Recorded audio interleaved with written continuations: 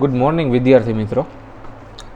હવે જૈવિક અણુઓના લાસ્ટ લેક્ચરની અંદર આપણે પ્રોટીનના બંધારણ વિશે વાત કરી હતી કે પ્રોટીનનું બંધારણ કેવી રીતે બને છે. બરાબર, એનું ફરીથી એકવાર થોડું રિવિઝન કરી લઈએ. તો તમે જ્યારે ધોરણ 10માં હતા ત્યારે પોલિએસ્ટર અને પોલીએમાઇડ આ બે વસ્તુની બનાવટ આવતી હતી તમારા સિલેબસમાં. બરાબર, તો આપણે એ ટોપિક જરાક પહેલાં જોઈ લઈએ જેથી કરીને તમને ખબર પડે કે પોલીએમાઇડમાં કેવી રીતે કામ કરતા હતા, કેમ કે એ કોન્સેપ્ટ આપણે આમાં વાપરવાનો છે. બરાબર, હવે ધારો કે આપણી પાસે એક કાર્બોક્સિલિક એસિડ છે RCOOH. બરાબર, આ આપણો કાર્બોક્સિલિક એસિડ છે. એની આપણે એમાઇન સંયોજન સાથે પ્રક્રિયા કરાવીએ છીએ NH2 RNH2 સાથે. બરાબર, હવે અહીંયા થશે શું, તો કાર્બોક્સિલિક એસિડમાંથી OH નીકળી જશે, NH2 માંથી H નીકળી જશે, એટલે અહીંયાથી H2O બાદ થઈ ગયું. બરાબર, હવે બોન્ડ કોના કોના ખાલી થયા, તો અહીંયાથી કાર્બનનો બોન્ડ ખાલી થયો એટલે એમાંથી બનશે RC+O અને કાર્બનનો જે બોન્ડ ખાલી છે એ નાઇટ્રોજન સાથે જોડાશે એટલે CONH બન્યું, એમાઇડ બન્યું. શું બનાવ્યું? CONH એટલે એમાઇડ આપણે બનાવ્યું. આ જે એમાઇડ છે આને પેપ્ટાઇડ બંધ કહેવાય, જે આપણે ગયા લેક્ચરમાં જોયું હતું. એમિનો એસિડ ખરેખર એક મોનોમર છે અને પ્રોટીન એનો પોલિમર છે. બરાબર, જોવો ચાલો. તો અહીંયા એમણે બે અલગ અલગ એમિનો એસિડ લીધા છે. એક છે એ છે ગ્લાયસીન અને બીજું છે એલેનાઇન. બરાબર, ચાલો તો સૌથી પહેલાં ગ્લાયસીન લઈએ આપણે. તો આ આપણું એમિનો એસિડનું મૂળભૂત બંધારણ, એની સાથે તમે H જોડી દો એટલે એ થઈ ગયું ગ્લાયસીન. અને ફરી પાછું એ જ મૂળભૂત બંધારણ લઈએ અને Hની જગ્યાએ આપણે CH3 જોડીએ એટલે એ થઈ ગયું આપણું એલેનાઇન. બરાબર, હવે આ બે વચ્ચે આવી જ કોન્સેપ્ટથી પ્રક્રિયા કરવાની છે. ગ્લાયસીનમાંથી COOH વપરાય એટલે એમાંથી OH નીકળશે અને એલેનાઇનમાંથી NH2H આપશે. બરાબર, એટલે એમાંથી H2O નીકળી જશે. જોજો હવે વધ્યું કેટલું, તો અહીંયાથી વધ્યું NH2CH. બરાબર, અને એ કાર્બન ઓક્સિજન બાકી બચે છે એ અહીંયા નાઇટ્રોજન હાઇડ્રોજનથી જોડાશે NH થી. બરાબર, એની સાથે જોડાયેલું છે CH સાથે અને એ CH જોડાયેલું છે CH3 થી. બરાબર, અને આની ઉપર COOH. ચાલો, આ જે બંધ આપણે બનાવ્યો જેમાં આપણે એમાઇડની રચના કરી છે એને પેપ્ટાઇડ બંધ કહેવાય. હવે ગ્લાયસીનમાંથી OH વાપરો છો એટલે એ ગ્લાયસીલ થઈ જશે અને આ પાછળ લાગશે. ઊંધું કરો, ઊંધું કરી નાખો, અહીંયાથી OH વાપરો ને અહીંયાથી H વાપરો તો એ એલેનાઇલ બની જશે. અમે ગ્લાયસીનમાંથી OH વાપરો છો એટલે એ ગ્લાયસાઇલ અથવા ગ્લાયસીલ. જો છે ક્લિયર આખી વસ્તુ. આવો જ ત્રીજો અણુ જોડો તો એ ડાયપેપ્ટાઇડ બનાવે, ટ્રાયપેપ્ટાઇડ બનાવે, ચોથો જોડો તો ટેટ્રાપેપ્ટાઇડ, 5 જોડો તો પેન્ટાપેપ્ટાઇડ, 6 જોડો તો હેક્ઝાપેપ્ટાઇડ. એવી રીતે ત્યાર પછી આપણે કીધું હતું 10 થી વધારે જોડાશે તો એ પોલીપેપ્ટાઇડ કહેવાશે અને 100 થી વધુ હોય અને એનું દળ છે 10,000 કરતાં પણ વધારે હોય તો એ પ્રોટીન કહેવાય. અને એમાં એક અપવાદ હતો ઇન્સ્યુલિન, જેમાં 51 એમિનો એસિડ જોડાય છે છતાં પણ એ પ્રોટીન તરીકે ઓળખાય છે. એટલે ટૂંકમાં પોલીપેપ્ટાઇડ અને પ્રોટીન વચ્ચેનો આપણે કંઈ ખાસ તફાવત કહી શકતા નથી. હવે પ્રોટીન સંયોજનોનું પાછું એક નવું વર્ગીકરણ છે, એને બે ભાગમાં વિભાજિત કરેલું છે. એના આણ્વીય આકારના આધારે વર્ગીકરણ છે કે એના આધારે પૂછેલું છે વર્ગીકરણ, એ ખાસ જોવાનું. એના આણ્વીય આકારના આધારે વર્ગીકરણ છે બે એના ભાગ થાય. એક છે રેસામય પ્રોટીન સંયોજનો અને બીજું છે ગોલીય પ્રોટીન સંયોજનો. રેસામય પ્રોટીન સંયોજનો અને ગોલીય પ્રોટીન સંયોજનો. બરાબર. ચલો, રેસામય પ્રોટીન સંયોજનો છે એ કેવા હોય? તો જ્યારે પોલીપેપ્ટાઇડ શૃંખલાઓ એકબીજાને સમાંતર ગોઠવાયેલી હોય, એટલે આ પહેલી પોલીપેપ્ટાઇડ શૃંખલા, આ બીજી પોલીપેપ્ટાઇડ શૃંખલા, ત્રીજી, એવી રીતે પોલીપેપ્ટાઇડ શૃંખલાઓ લાઇનમાં સમાંતર ગોઠવાયેલી છે અને તેઓ એકબીજા સાથે હાઇડ્રોજન બંધ અને ડાઇસલ્ફાઇડ બંધથી જોડાયેલા હોય ત્યારે તે રેસામય બંધારણ બનાવે છે અને પાણીમાં અદ્રાવ્ય હોય છે. એટલે કેટલી લાક્ષણિકતા થઈ? તો પહેલી લાક્ષણિકતા, પોલીપેપ્ટાઇડ શૃંખલા સમાંતર હોય. બીજી લાક્ષણિકતા, તેમની વચ્ચે હાઇડ્રોજન બંધ અથવા તો ડાઇસલ્ફાઇડ બંધ હશે. ત્રીજી લાક્ષણિકતા, તેઓ રેસામય બંધારણ ધરાવે છે. અને ચોથી લાક્ષણિકતા, તે પાણીમાં અદ્રાવ્ય હોય. બરાબર. હવે ઉદાહરણ બે આપ્યા એના. એક છે કેરેટીન, જે આપણા વાળમાં હોય. બરાબર. વાળ, ઊન, રેશમ વગેરેમાં કેરેટીન નામનું પ્રોટીન આવેલું હોય, રેસામય પ્રોટીન છે. અને બીજું છે માયોસિન, જે આપણા સ્નાયુઓમાં રહેલું પ્રોટીન છે, રેસામય છે એ પણ. બરાબર. ત્યાર પછી બીજો પ્રકાર છે એ છે ગોલીય પ્રોટીન સંયોજનો, જેનો ગોળાકાર હોય આકાર. જે પ્રોટીન સંયોજનો ગોળાકાર હોય એમને ગોલીય પ્રોટીન સંયોજનો કહેવાય. એકદમ સરળ. જો જ્યારે પોલીપેપ્ટાઇડ શૃંખલા વળી અને ગોળાકાર સ્વરૂપમાં ફેરવાય છે ત્યારે ગોલીય આકાર રચાય છે. પાણીમાં એ દ્રાવ્ય છે. બરાબર. બે આપ્યા છે, આલ્બ્યુમિન અને ઇન્સ્યુલિન, એના ઉદાહરણ. ક્લિયર? ચાલો, ત્યાર પછી પ્રોટીન સંયોજનોના બંધારણ આપેલા છે, પ્રાથમિક, દ્વિતીયક, તૃતીયક ને ચતુર્થક. એ તમારા સિલેબસમાં નથી, એટલે આ આપણે કાઢી નાખવાનું છે. દ્વિતીયક બંધારણ કાઢી નાખવાનું છે. ત્યાર પછી તૃતીયક બંધારણ કાઢી નાખવાનું છે. ચતુર્થક બંધારણ કાઢી નાખવાનું છે. ચારમાંથી એક પણ બંધારણ આપણા સિલેબસમાં છે નહીં, એટલે અહીંયા સુધીની વસ્તુ નીકળી ગઈ. ત્યાર પછી પ્રોટીન સંયોજનોનું વિકૃતિકરણ પણ સિલેબસમાંથી બાદ કરવામાં આવેલું છે, એટલે એ પણ નીકળી જશે. લખાણ સંબંધિત પ્રશ્ન બે આપેલા છે, ચાલો એના જવાબ આપીએ. પહેલો પ્રશ્ન છે, એમિનો એસિડ સંયોજનોના ગલનબિંદુ અને પાણીમાં દ્રાવ્યતા તેને અનુવર્તી હેલો એસિડ સંયોજનો કરતાં વધુ છે, સમજાવો. ચાલો, 2 માર્કનો પ્રશ્ન છે કે ભાઈ એમિનો એસિડના ગલનબિંદુ અને પાણીમાં દ્રાવ્યતા કેમ ઊંચા છે? કારણ કે એમિનો એસિડ કાર્બોક્સિલ સમૂહ અને એમિનો સમૂહ બંને ધરાવે છે. એમિનો એસિડ કાર્બોક્સિલ સમૂહ અને એમિનો સમૂહ બંને ધરાવે છે. ધ્યાનથી સાંભળજો શું કહું છું. જો અહીંયા છે, તેઓ સાદા એમાઇન સંયોજનો કે કાર્બોક્સિલ સમૂહના બદલે ક્ષારની જેમ વર્તે છે. કેમ? કારણ કે એના એક જ અણુમાં એસિડિક કાર્બોક્સિલ સમૂહ છે અને બેઝિક એમિનો સમૂહ હાજર છે. બરાબર. જલીય દ્રાવણમાં તે ઝ્વિટર આયન બનાવે છે, એટલે કે કાર્બોક્સિલ પ્રોટોન ગુમાવી દેશે, NH3 પ્રોટોન મેળવી લેશે અને પરિણામે તે એક દ્વિધ્રુવીય આયન બનાવે છે, જે ઝ્વિટર આયન તરીકે ઓળખાય છે. બરાબર. આ દ્વિધ્રુવીય આયન વચ્ચે પારસ્પરિક આકર્ષણ વધુ હોય છે હેલોજન એસિડ કરતાં. હેલો એસિડ કરતાં એમાં પારસ્પરિક આકર્ષણ વધુ હોય છે તથા તે પાણી સાથે હાઇડ્રોજન બંધ પણ પ્રબળતાથી બનાવે છે. હવે આંતરિક આકર્ષણ વધુ એટલે વાન ડર વાલ્સ બળ વધુ, એના લીધે તેમના ગલનબિંદુ ઊંચા છે અને પાણી સાથે આસાનીથી હાઇડ્રોજન બંધ બનાવી શકે છે. એના લીધે તે પાણીમાં વધારે દ્રાવ્ય છે.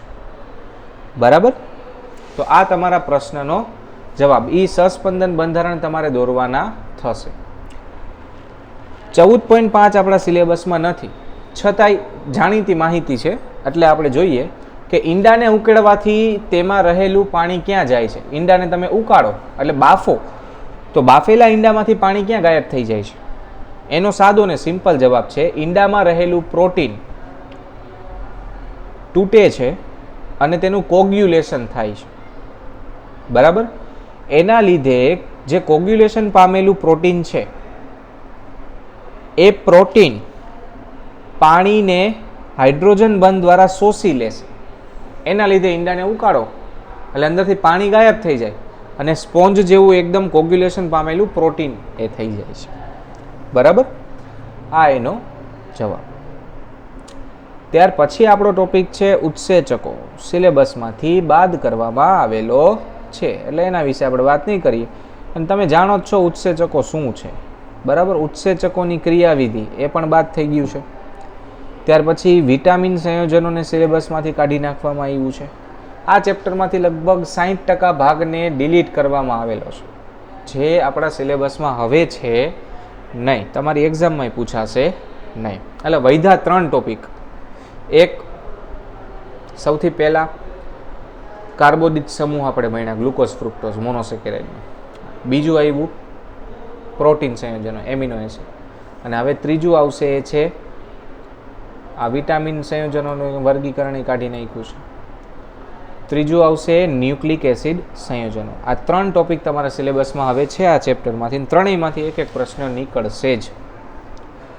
બાયોલોજીના વિદ્યાર્થીઓને ખબર છે ન્યુક્લિક એસિડ શું છે, એ ગ્રુપના છોકરાઓને ખબર નથી. એટલે આપણે થોડાક ડિટેલમાં એમાં ઊંડા ઉતરશું એટલે એ ગ્રુપના છોકરાઓને ખબર પડી જાય. બધાને એટલી ખબર હશે કે ડીએનએ શું છે. સાદી સિમ્પલ આપણને ડીએનએ વિશે એટલી ખબર હોય કે માણસ જાતના દરેક લક્ષણ ડીએનએથી જોડાયેલા છે. એની દરેક લાક્ષણિકતા, એની આનુવંશિકતા ડીએનએથી જોડાયેલી છે. બરાબર, એને લગતી વાત આપણે આમાં કરવાની છે ન્યુક્લિક એસિડમાં. એટલે મજા આવશે. જો દરેક પ્રજાતિની દરેક પેઢી તેના પૂર્વજ સાથે ઘણી બધી સામ્યતા ધરાવે છે. એને આનુવંશિકતા આપણે કહીએ છીએ. આ લક્ષણો એક પેઢીમાંથી બીજી પેઢીમાં કેવી રીતે જાય છે એ ખબર છે, કેવી રીતે જાય છે એવું જોવા મળ્યું છે. જોજો હવે, જીવંત કોષનું કેન્દ્ર આ જન્મજાત લક્ષણના સંચરણ માટે જવાબદાર હોય છે અને આ લક્ષણોના સંચરણને આનુવંશિકતા કહે છે. બાયોલોજી વાળાઓને ખબર છે આનુવંશિકતા. હવે આનુવંશિકતા માટે જવાબદાર કોણ છે? રંગસૂત્રો, જે આપણા માતા પિતા તરફથી આપણને મળે. બરાબર, આનુવંશિકતા માટે જવાબદાર કોષ કેન્દ્રના કણોને રંગસૂત્ર કહેવામાં આવે છે, જેઓ પ્રોટીન અને અન્ય પ્રકારના જૈવિક અણુઓ કે જે ન્યુક્લિક એસિડ સંયોજનો કહેવાય છે તેના બનેલા હોય છે. રંગસૂત્રો કેના બનેલા હોય છે? પ્રોટીન અને ન્યુક્લિક એસિડના બનેલા હોય છે. બરાબર, ન્યુક્લિક એસિડના 2 પ્રકાર છે. ન્યુક્લિક એસિડ 2 પ્રકારના છે. ફૂલ ફોર્મ ખાસ યાદ રાખજો, 1 માર્કમાં પૂછાશે. પહેલું છે ડીઓક્સી રિબોન્યુક્લિક એસિડ DNA અને બીજું છે રિબોન્યુક્લિક એસિડ RNA. એક ડીઓક્સી રિબોન્યુક્લિક એસિડ અને બીજું છે રિબોન્યુક્લિક એસિડ DNA અને RNA. બરાબર, જો કે ન્યુક્લિક એસિડ સંયોજનોને ન્યુક્લિયોટાઇડ સંયોજનોની લાંબી શૃંખલાવાળા પોલિમર પદાર્થો છે, તેથી તેને પોલીન્યુક્લિયોટાઇડ પણ કહેવાય છે. તમે ન્યુક્લિક એસિડનું બીજું નામ તમને કોઈ પૂછે તો એને શું કહેવાનું? પોલીન્યુક્લિયોટાઇડ. બરાબર, હવે આ DNA RNA પાછળ કામ કરવાવાળો સૌથી મોટો વ્યક્તિ, જેણે ઘણી બધી વસ્તુઓ સમજવામાં આપણા માટે સહેલી કરી દીધી, જેમ્સ ડેવે વોટસન. પહેલાં થોડીક એની હિસ્ટ્રી વિશે વાત કરીએ તો ભાઈ ડૉક્ટર જેમ્સ ડેવે વોટસનનો જન્મ 1928માં શિકાગોના ઇલિનોયસ નામના શહેરમાં થયો હતો. તેમને 1950માં ઇન્ડિયાના યુનિવર્સિટી, ઇન્ડિયાની યુનિવર્સિટી નહીં, ઇન્ડિયાના પ્રદેશનું નામ છે. બરાબર, ઇન્ડિયાના યુનિવર્સિટીમાંથી પ્રાણીશાસ્ત્રમાં PhD એને કરેલું છે. એ ભાઈએ શું કર્યું હતું કામ? તો ભાઈ DNAના બંધારણની શોધ માટે તેઓ પ્રસિદ્ધ હતા કે DNA કેવું હોય એ એને કીધું હતું. પ્લસ DNAનું બંધારણ ગોતવા માટે 1962માં તેમને ફ્રાન્સ ક્રિક અને મોરિસ વિલ્કિન્સની સાથે શરીર વિજ્ઞાન અને ઔષધ ક્ષેત્રનું નોબેલ પારિતોષિક આપવામાં આવ્યું હતું. એમણે દર્શાવ્યું હતું કે ડીએનએ અણુ દ્વિસર્પિલ જેવો આકાર ગ્રહણ કરે છે, જે વાસ્તવમાં સાદું બંધારણ છે. દ્વિસર્પિલ આકાર, ડીએનએ નો આકાર તમે 10મામાં જોયો જ છે બધાએ, જેની સરખામણી થોડી વળેલી નિસરણી સાથે કરી શકાય. તમે સીડી સીધી રાખી હોય અને એ સીડીને તમે વાળી નાખો એટલે ડીએનએ જેવો આકાર થઈ ગયો. બરાબર. તેના મુખ્ય બે પાટાઓ એકાંતરે રહેલા ફોસ્ફેટ અને ડીઓક્સીરિબોઝ એકમો દ્વારા બને છે. આ ડીએનએ કેનાથી બને છે એ કહી દીધું આમાં, જોજો. એટલે મેં તમને આ કરાવ્યું છે, યાદ રાખજો, 1 માર્કનો પ્રશ્ન. જ્યારે તેમની વચ્ચેના દંડા પ્યુરિન અથવા તો પિરિમિડિન બેઝથી બનેલી જોડીઓ દ્વારા બને છે. આ સંશોધને વાસ્તવમાં આણ્વીય જીવવિજ્ઞાનનો પાયો નાખ્યો, એટલે કે આણ્વિક સ્તરે જીવવિજ્ઞાનનો અભ્યાસ આ ભાઈના લીધે આવ્યો છે અસ્તિત્વ. બરાબર. ન્યુક્લિયોટાઇડ બેઝની પૂરક જોડી પરથી સ્પષ્ટ થાય છે કે જનક ડીએનએ સમરૂપ નકલો કેવી રીતે બે બાળકો કોષોમાં પ્રવેશે છે. આ સંશોધને જીવવિજ્ઞાનમાં ક્રાંતિ લાવી દીધી અને પરિણામે આધુનિક પુનર્યોજક ડીએનએ પ્રવૃત્તિઓનો વિકાસ થઈ શક્યો. ચાલો હવે એમના રાસાયણિક બંધારણ વિશે આગળ વાત કરીએ. હવે રિબોઝ શું છે? તો ભાઈ રિબોઝ એક પ્રકારનું કાર્બોદિત સંયોજન છે. સેકેરાઇડ, મોનોસેકેરાઇડ જેને આપણે કહીએ, શર્કરા, રિબોઝ. બરાબર. એટલે ન્યુક્લિક એસિડમાં આપણે કેનો ઉપયોગ કરશું? મોનોસેકેરાઇડનો ઉપયોગ કરશું. જેમ ગ્લુકોઝ, ફ્રુક્ટોઝ હતા, એમ રિબોઝ છે. કેટલા કાર્બન છે? તો ભાઈ 1 2 3 4 અને 5 કાર્બન છે.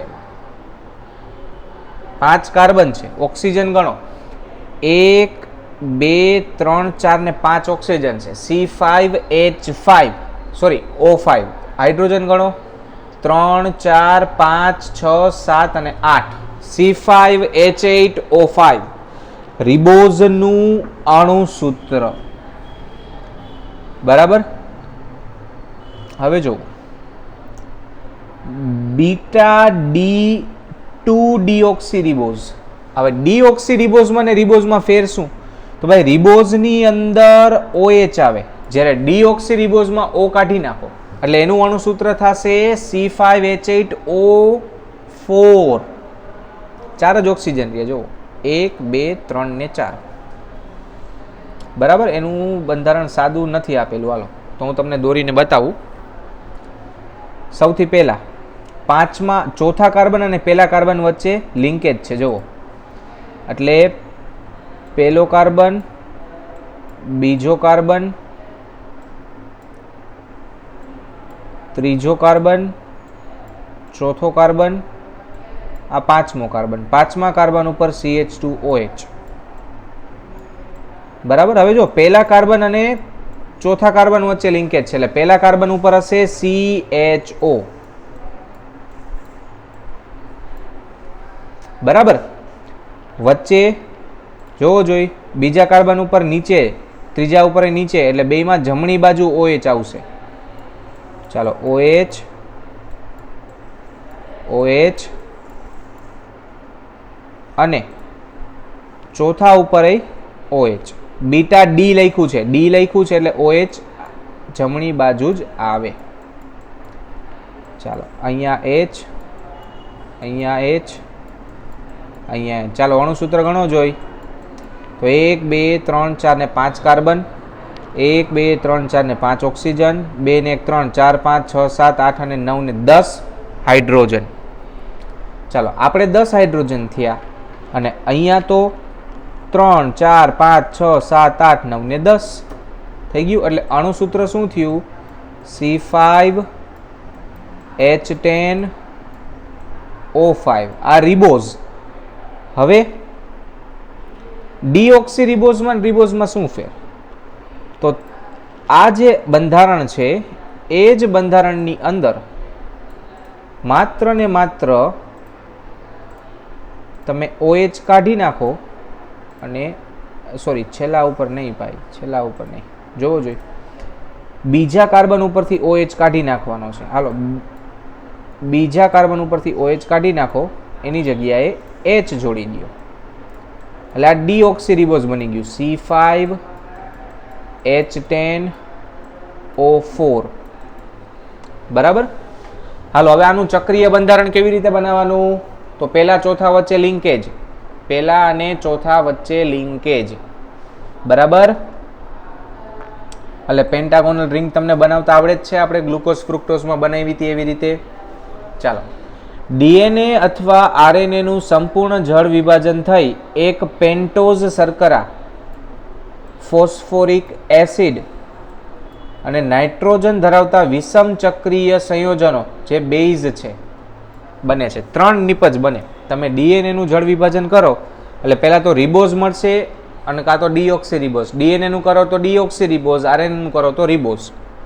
ફોસ્ફોરિક એસિડ મળશે, ફોસ્ફોરિક એસિડ એટલે કે H3PO4, અને નાઇટ્રોજનના વિષમ ચક્રીય સંયોજનો મળશે, હમણાં પાછળ આવશે જ.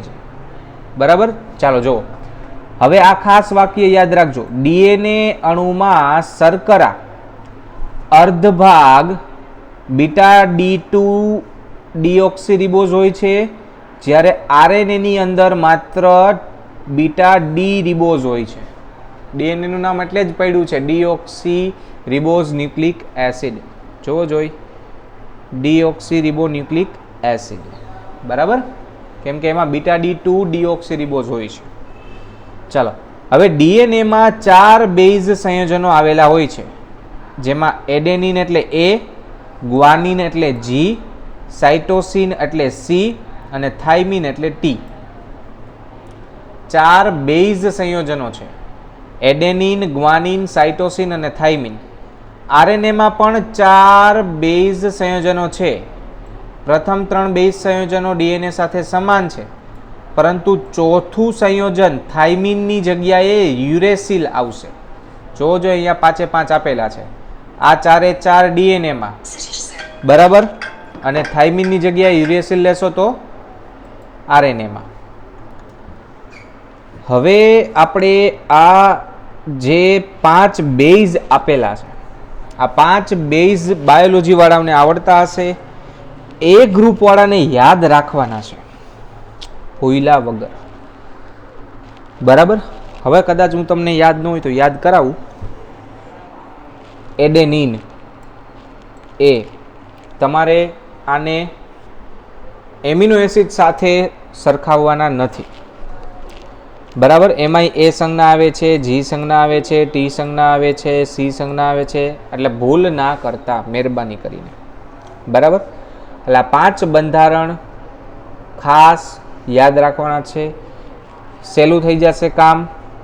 એડેનિન અને ગ્વાનિન વચ્ચે શું તફાવત છે જુઓ. તો ભાઈ અહીંયા NH2 છે, જ્યારે અહીંયા C ડબલ બોન્ડ O છે. આ પહેલો તફાવત. બીજો તફાવત છે એ અહીંયા ડબલ બોન્ડ છે કાર્બન નાઇટ્રોજન વચ્ચે, જ્યારે અહીંયા સિંગલ બંધ છે. આ બીજો તફાવત. ત્રીજો તફાવત જે છે એ છે અહીંયા કાર્બન હાઇડ્રોજન બંધ છે, જ્યારે અહીંયા કાર્બન NH2 બંધ છે. આ 3 તફાવત તમને 2 સંયોજનો વચ્ચે જોવા મળશે. બરાબર. અને ચોથો તફાવત, અહીંયા નાઇટ્રોજન ઉપર 3 બંધ થઈ ગયા છે એટલે હાઇડ્રોજન નથી, જ્યારે અહીંયા હાઇડ્રોજન છે. એટલે આ 4 તફાવત યાદ રાખો એટલે એડેનિન અને ગ્વાનિન યાદ રહી જશે પહેલા તો. બરાબર. ત્યાર પછી સાઇટોસિન વિશે વાત કરીએ. તો સાઇટોસિન અને થાઇમિન વચ્ચે સાઇટોસિન અને યુરેસિલ વચ્ચે શું તફાવત છે જુઓ. પહેલા આ બેનું જોઈએ. તો અહીંયા NH2 ની જગ્યાએ C ડબલ બોન્ડ O આવી ગયું, એના લીધે અહીંયા ડબલ બોન્ડ નીકળી ગયો અને અહીંયા H આવી ગયો. એટલે એ 3 તફાવત તો ઉપરની જેમ જ થયા. બસ સાઇટોસિન અને યુરેસિલ વચ્ચે એ 2 તફાવત. એવી જ રીતે અહીંયા એ 3 તફાવત તો છે જ. જો દ્વિબંધ નીકળી ગયો, ઉપર ડબલ બોન્ડ ઓક્સિજન આવી ગયો, હાઇડ્રોજન આવી ગયો. 3 તફાવત તો છે જ.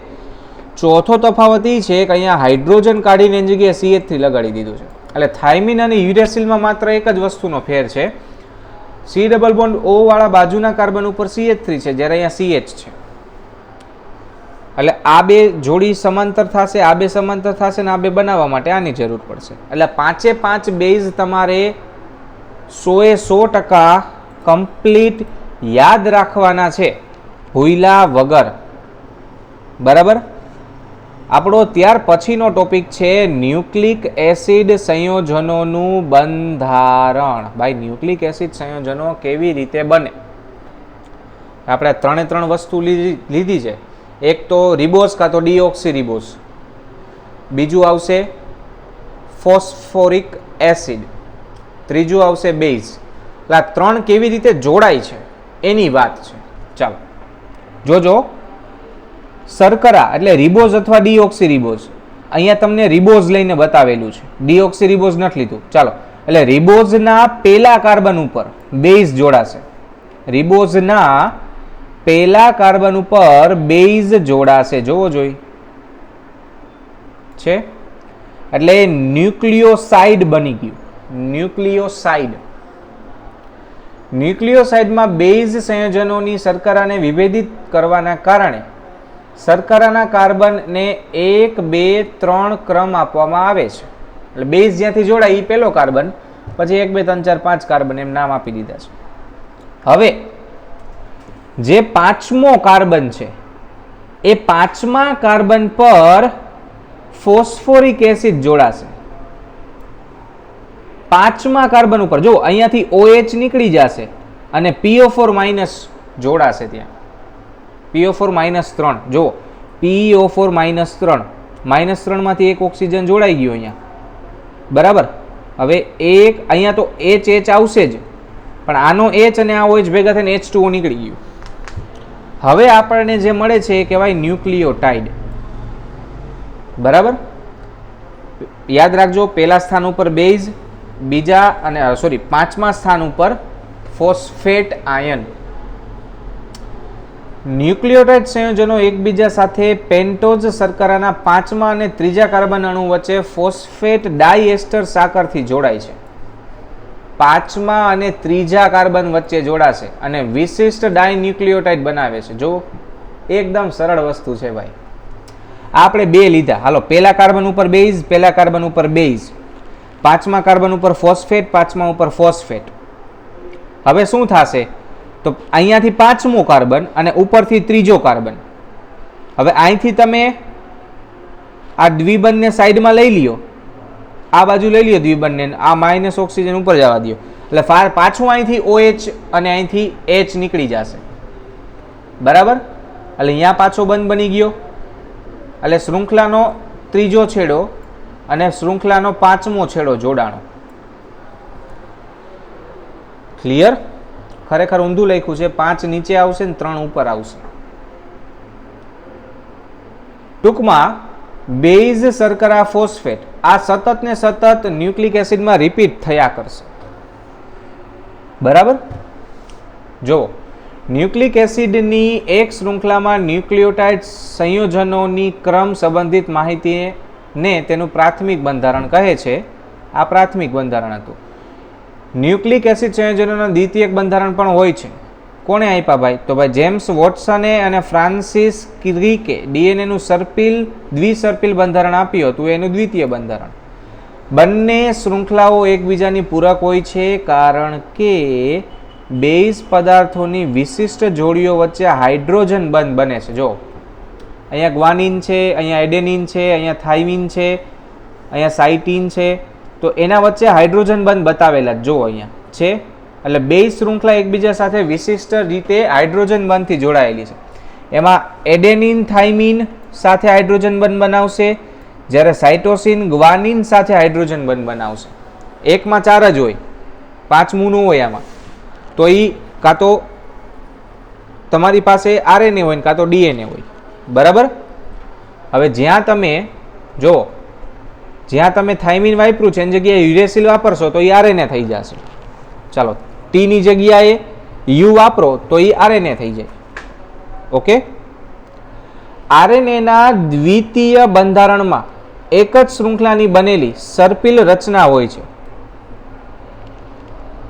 એક જ શૃંખલા, RNAમાં એક જ શૃંખલા હોય, DNA માં 2 હોય. તે કેટલીક વખત પોતાના પર પરત વળે છે, એટલે પાછી રિટર્ન આવી જાય. એટલે આરએનએના અણુ 3 પ્રકારના હોય છે. પેલું સંદેશાવાહક એટલે mRNA, મેસેન્જર આરએનએ. બીજું રિબોસોમલ rRNA અને ત્રીજું સ્થાનાંતર આરએનએ એટલે ટ્રાન્સફર આરએનએ tRNA. આરએનએના પ્રકાર યાદ રાખજો. સંદેશાવાહક એટલે જે આરએનએ સંદેશા લેવડ દેવડનું કામ કરે એ rRNA, પછી રિબોસોમલ આરએનએ, પછી સ્થાનાંતર આરએનએ જે સ્થાનાંતરનું કામ કરે એ સ્થળાંતર આરએનએ tRNA. બરાબર. ચાલો, હરગોવિંદ ખુરાના ડીએનએ પ્રિન્ટિંગ. હાલો ભાઈ, હરગોવિંદ ખુરાનાનો જન્મ 1922માં થયો હતો. એમને પોતાની એમએસસીની પદવી પંજાબ યુનિવર્સિટી લાહોરમાંથી મેળવી હતી. 1922 ભાઈ, છૂટ નહોતી હજી, ઇન્ડિયા આઝાદ નહોતું થયું. બરાબર, એટલે લાહોર લખ્યું છે. તેમણે પ્રોફેસર વાલ્દીમીર પ્રેલોગ સાથે કામ કર્યું હતું, જેમણે ખુરાનાના વિચારો અને ફિલોસોફીને વિજ્ઞાન કાર્ય અને પ્રયત્ન તરફ વાળ્યા. 1949માં ભારતમાં થોડો સમય રોકાયા બાદ પાછા ઇંગ્લેન્ડ વયા ગયા હતા અને ત્યાં પ્રોફેસર GW કેનર અને પ્રોફેસર AR ટોડ સાથે કામ કર્યું. કેમ્બ્રિજ યુકેમાં કાર્ય કરતી વખતે તેમને પ્રોટીન અને ન્યુક્લિક એસિડમાં રસ પડ્યો અને 1968માં એમણે જનીનિક સંકેતને ઓળખવા માટે માર્શલ નીરેનબર્ગ અને રોબર્ટ હોલીની સાથે સંયુક્ત રીતે ઔષધ અને શરીરશાસ્ત્રનું નોબેલ પારિતોષિક આપવામાં આવ્યું. ડીએનએ રિલેટેડ નોબેલ પ્રાઇઝ મેળવવાવાળા આ ઇન્ડિયાના પ્રથમ વૈજ્ઞાનિક હતા હરગોવિંદ ખુરાના. હવે જો ડીએનએ પ્રિન્ટિંગ આપેલું છે, આ મોસ્ટ આઈએમપી ટોપિક છે. તે જાણેલું છે કે દરેક જીવને અદ્વિતીય ફિંગરપ્રિન્ટ હોય છે. દરેક માણસ પાસે ફિંગરપ્રિન્ટ અલગ હોય. આ આંગળીઓના શીર્ષ પર હોય છે અને લાંબા સમય સુધી વ્યક્તિની ઓળખ માટે ઉપયોગમાં લેવાતું રહ્યું છે, પરંતુ તેને શારીરિક ક્રિયા વડે બદલી શકાય. તમારે તમારી ફિંગરપ્રિન્ટ બદલાવી હોય તમે બીજાની ફિટ કરી શકો સર્જરીથી, પરંતુ વ્યક્તિના ડીએનએના બેઝ સંયોજનોનો ક્રમ પણ અદ્વિતીય હોય છે અને આ માહિતીને ડીએનએ ફિંગરપ્રિન્ટ કહેવાય છે અને એ કોઈ બદલાવી નથી શકતા. એટલે ડીએનએ ફિંગરપ્રિન્ટ છે એ 100% હેક પ્રૂફ, એને કોઈ હેક ન કરી શકે. તમારી ફિંગરપ્રિન્ટ હજી હેક થાય, તમે એ કાઢીને સર્જરીથી બીજાની લગાવી દો તો એ હજી થાય, તમારો ફોન કોઈ ખોલી દે, પણ ડીએનએ ફિંગરપ્રિન્ટનો કોઈ ઉપાય નથી. એને કોઈ હેક ન કરી શકે કે કોઈ સર્જરીથી બદલાવી ના શકે. એટલે ક્યાં વપરાયા? તો સૌથી પહેલાં તો ગુનેગાર લોકોની ઓળખ માટે ગુના શોધક પ્રયોગશાળામાં એનો ઉપયોગ થાય. પછી પપ્પા કોણ છે એ ઓળખવા માટે, એટલે કોઈ વ્યક્તિનું પિતૃત્વ નક્કી કરવા માટે થાય. પછી કોઈ અકસ્માત દરમિયાન મરી ગયા હોય એના માતા પિતા અને અથવા તો બાળક, એના કોઈ બાળક હોય તો એ બાળકને શોધવા માટે એનો ઉપયોગ થાય. અને જૈવ ઉત્ક્રાંતિના પુનઃલેખનમાં કોઈ પ્રજાતિ સમૂહની ઓળખ માટે થાય. તમને ક્યાંકથી કંઈક હાડકાં મળે તો એ કોના છે એ ઓળખવું હોય તો એ ડીએનએ વડે તમે ગોતી શકો, ભાઈ કયા ગ્રુપના પ્રાણીના છે. એટલે ડીએનએ ફિંગરપ્રિન્ટિંગ છે એ બહુ મોટી વસ્તુ છે. બરાબર. ચાલો, ત્યાર પછી છે ન્યુક્લિક એસિડ સંયોજનોના જૈવિક કાર્યો. શું કામ કરે ભાઈ? તો ડીએનએ આનુવંશિકતા માટેનો રાસાયણિક પાયો છે અને તેને જનીન માહિતીના સંગ્રાહક તરીકે ઓળખવામાં આવે છે. એટલે ભાઈ આપણા શરીરને કેવું બનાવવાનું, ક્યાં બનાવવાનું, કેવી રીતે બનાવવાનું, એની 100% માહિતી જે સંગ્રહે એ ડીએનએ. ડીએનએ સજીવોની જુદી જુદી જાતિઓની ઓળખને લાખો વર્ષો સુધી જાળવી રાખવા માટે જવાબદાર છે. એટલે જ આપણને કોઈ ફોસિલ મળે, હાડકાં ક્યાંકથી મળે તો એને આપણે ઓળખી શકીએ છીએ. કોષ વિભાજન દરમિયાન એક ડીએનએ અણુ સ્વયં બેવડાઈ શકવા સક્ષમ હોય છે અને સમાન ડીએનએ શૃંખલાઓ બાળકોષોમાં સ્થાનાંતર પામે છે. વાસ્તવમાં કોષમાં પ્રોટીન જુદા જુદા આરએનએ અણુ દ્વારા સંશ્લેષિત થાય છે, પણ ચોક્કસ પ્રોટીનના સંશ્લેષણનો સંદેશ ડીએનએમાં હાજર હોય છે. ભાઈ તમારે કેવો ચહેરો બનાવવો છે, ધોળા વાળ લેવા છે, સફેદ લેવા છે, કાળા લેવા છે, લીલા લેવા છે, A to Z માહિતી ડીએનએ ઉપરથી નક્કી થાય. બરાબર. હવે એમાં અલગ અલગ પ્રોટીન જનરેટ થાય આરએનએ દ્વારા, પરંતુ એ પ્રોટીન જનરેટ કરવાનું છે એવો મેસેજ આપે ડીએનએ. ઓકે. ત્યાર પછીનો ટોપિક છે અંતઃસ્ત્રાવો. તમારા કોર્સમાંથી કાઢી નાખ્યો છે, એટલે એના વિશે આપણે કંઈ વાત કરવાની આવશે નહીં. અને છેલ્લા આપણા 3 લખાણ સંબંધિત પ્રશ્નો છે એના વિશે વાત કરીએ. આપણા શરીરમાં શા માટે વિટામિન સી સંગ્રહ થતું નથી? કારણ કે તે પાણીમાં દ્રાવ્ય થઈ જાય છે અને યુરિનમાં મૂત્ર મારફતે બહાર નીકળી જાય છે. એટલે આપણા શરીરમાં વિટામિન સી ટકતું જ નથી, એને સતત લેવું પડે. આપણે સતત લઈએ જ છીએ, લીંબુ દ્વારા, બરાબર, નારંગી દ્વારા વિટામિન સી આપણે સતત લેતા રહીએ છીએ. જો ડીએનએના થાઇમિન યુક્ત ન્યુક્લિયોટાઇડનું જળ વિભાજન થાય તો કઈ કઈ નિપજો મળશે? એક તો થાઇમિન બેઝ મળશે, ફોસ્ફોરિક એસિડ મળશે અને બીટા 2D ડીઓક્સી રિબોઝ મળશે. બરાબર. જ્યારે આરએનએનું જળ વિભાજન થાય ત્યારે મળતા જુદા જુદા બેઝ પદાર્થો વચ્ચે કોઈ સંબંધ હોતો નથી. આ સત્ય આરએનએના બંધારણ વિશે શું સૂચવે છે? એ સૂચવે છે કે આરએનએ સિંગલ પટ્ટી જ છે. એ ડીએનએની જેમ સર્પિલાકાર નથી, દ્વિસર્પિલાકાર, એક જ શૃંખલાની બનેલી છે. બરાબર. ચાલો, અહીંયા તમારું ચેપ્ટર નંબર 14 પૂરું થાય છે. નેક્સ્ટ લેક્ચરમાં આપણે તમારું સ્વાધ્યાય સોલ્વ કરીશું. 25 પ્રશ્નો આપેલા છે, આમાંથી ઘણા બધા પ્રશ્નો નીકળી પણ જશે. ઓકે, ચાલો, થેન્ક યુ સો મચ.